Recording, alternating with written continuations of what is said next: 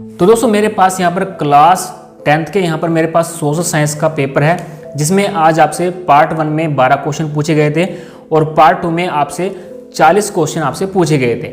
और दोस्तों जो पार्ट 1 था उसमें आपको क्वेश्चन के जो है आंसर आपको लिख कर देने थे, और जो आपके पास पार्ट 2 था इसमें आपसे 40 क्वेश्चन पूछे गए थे ऑप्शन टाइप। तो दोस्तों मैं आपको इस वीडियो में जो ऑप्शन टाइप आपसे 40 क्वेश्चन पूछे गए थे उनका सही उत्तर क्या है मैं आपको इस वीडियो में बताने वाला हूँ। तो दोस्तों आज 10th क्लास का सोशल साइंस यानी सामाजिक विज्ञान का पेपर था।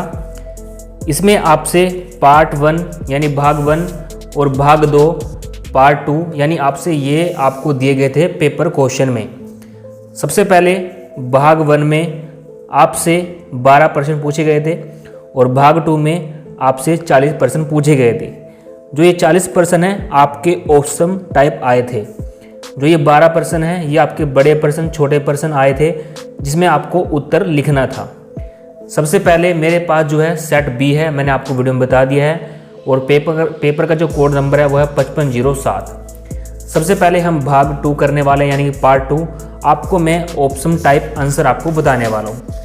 दोस्तों यूट्यूब पर वीडियो आने में थोड़ा टाइम लग गया, क्योंकि दोस्तों मैं आपके लिए सही उत्तर ढूंढ रहा था कि जो भी आपने फिलअप किया है वो आंसर आपका ठीक है या नहीं। सबसे पहले का आंसर है वियना कांग्रेस सम्मेलन किस वर्ष हुआ? 1815। पहले का आंसर है ए। दूसरे का है बी बंगाल गजट। ये बिल्कुल ठीक आंसर है दोस्तों, मैंने आपके लिए काफ़ी मेहनत की है ताकि आपको सही आंसर मिल सके। तीसरे का जो आंसर है वो है सी डॉक्टर भीमराव अंबेडकर और महात्मा गांधी, यानी पुनः पैट किसके मध्य हुआ था? इन दोनों के मध्य है। काफ़ी लड़कों ने जवाहरलाल किया है, लेकिन इसका सी इसका आंसर है। उसके बाद देखिए चौथे का जो आंसर है वो है ज्योतिबा फुले। पांचवे का जो आंसर है आपको लिखना था निरंकुशवाद से आपका क्या अभिप्राय है? तो यहाँ पर आपको लिखना था निरंकुशवाद एक ऐसी सरकार या शासन व्यवस्था है, ठीक है, जिसकी सतह पर किसी प्रकार का कोई अंकुश नहीं होता। तो आपको इसका 1 नंबर मिल जाएगा। ये सभी ऑप्शन टाइप क्वेश्चन आपके 1-1 नंबर के हैं, यानी कि 40 प्रश्न पूछे गए थे, तो आपके 40 आंसर बड़े आराम से आ जाएंगे अगर आपने ठीक ठाक ढंग से अपना पेपर अटेंड किया है। छठे का आंसर है ए श्रीलंका। सातवें का जो आंसर है वो 59%, यानी इसका आंसर सी है। काफ़ी लड़कों ने इसका स्टूडेंट ने बी लगाया हुआ है।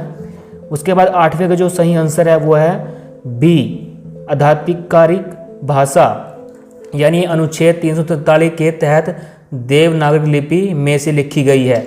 काफ़ी लड़कों ने जो हिंदी राष्ट्रीय भाषा को हिंदी बताया है, यहाँ पर आप थोड़ा सा क्वेश्चन को ध्यान से पढ़िए। इसका आंसर बी बिल्कुल सही है, मैंने बहुत रिसर्च किया है तो इसका आंसर बी ही निकल कर आया है। अगर आपने ए लगाया है तो आपका गलत होगा।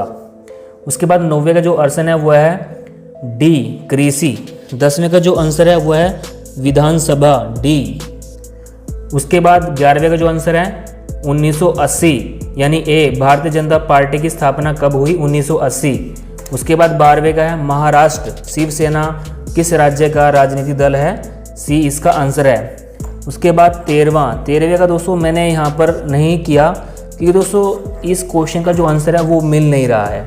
काफ़ी लड़कों ने इसका राष्ट्रीय दल लगाया है, तो आप मुझे कमेंट बॉक्स में कमेंट करिएगा कि जो 13वें का जो आंसर है वो इनमें से कौन सा है।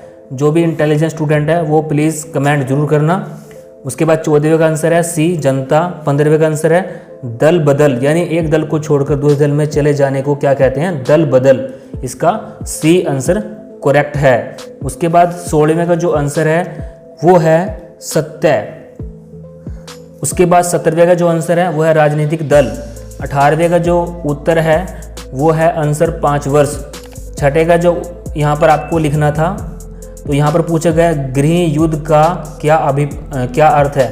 तो इसका आंसर था गृह युद्ध एक राष्ट्र के अंदर संगठित गुटों के बीच में होने वाले युद्ध को कहते हैं। तो इसका ये आंसर था। अगर आपने लिखा होगा तो आपको इसका 1 नंबर मिल जाएगा।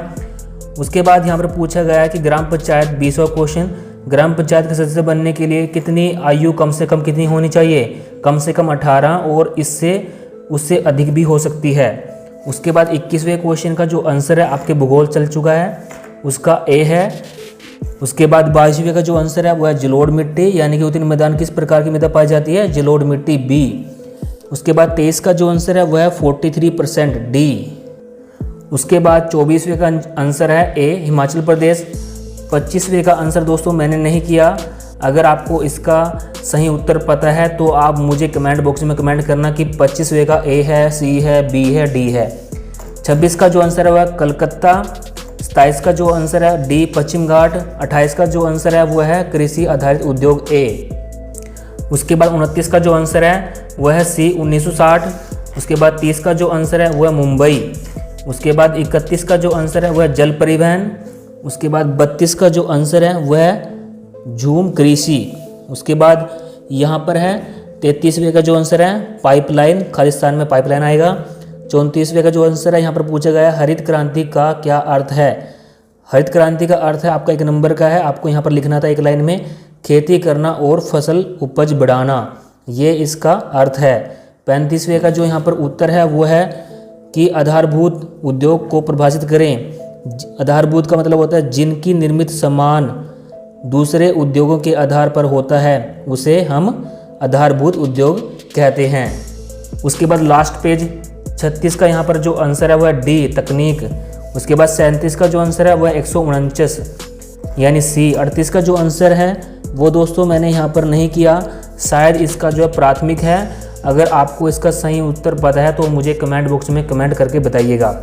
उसके बाद यहाँ पर है 39 का है यहाँ पर औसत आय, ये बिल्कुल ठीक है। उसके बाद 1 नंबर का क्वेश्चन है, इसमें भी आपको एक लाइन लिखनी थी। वस्तु विनिमय प्रणाली से क्या अभिप्राय है। जब किसी वस्तु या सेवा के बदले दूसरी वस्तु या सेवा का लेना देना होता है उसे हम क्या कहते हैं, वस्तु विनिमय। तो दोस्तों ये हमारे पास आ चुका है पार्ट 1। अब मैं आपको पार्ट 1 के बारे में बताने वाला हूँ। सबसे पहले पार्ट 1 में आपको इतिहास हिस्ट्री के बारे में पूछा गया है। उसके बाद चलता है आपका पॉलिटिकल साइंस। पॉलिटिकल साइंस में आपसे पूछे गए हैं 5 नंबर का सबसे पहले 2 क्वेश्चन। उसके बाद लास्ट यहाँ पर पेज विनिमय क्या है, 7वां क्वेश्चन आपका 3 नंबर का था। आई होप आपने किया होगा तो आपको 3 नंबर मिल जाएंगे जो कि भूगोल में से आया हुआ है। उसके बाद 10वां क्वेश्चन आपका है, तो इनमें से आप ये भी आपका 5 नंबर का है। अर्थशास्त्र में से आपको या तो ये करना था या तो आपको ये करना था, दोनों में से आपको एक करना था। उसके बाद 12वां जो क्वेश्चन था वो था आपका मनरेगा से रिलेटेड, तो आपको इसका 3 नंबर आपको मिलेंगे अगर आपने ये क्वेश्चन किया होगा। तो आपका जो पार्ट 1 है वो भी यहाँ पर कंप्लीट हो चुका है।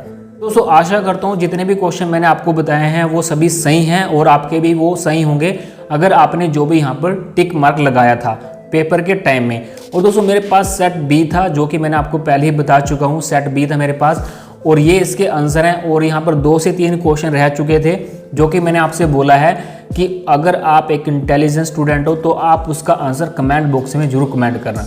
और दोस्तों अगर आप इस यूट्यूब चैनल पर पहली बार वीडियो देख रहे हैं तो चैनल को सब्सक्राइब कर लेना, साथ में बेल को प्रेस कर लेना ताकि हम जैसे ही वीडियो अपलोड करें आपको तो नोटिफिकेशन मिल सके। Thanks for watching.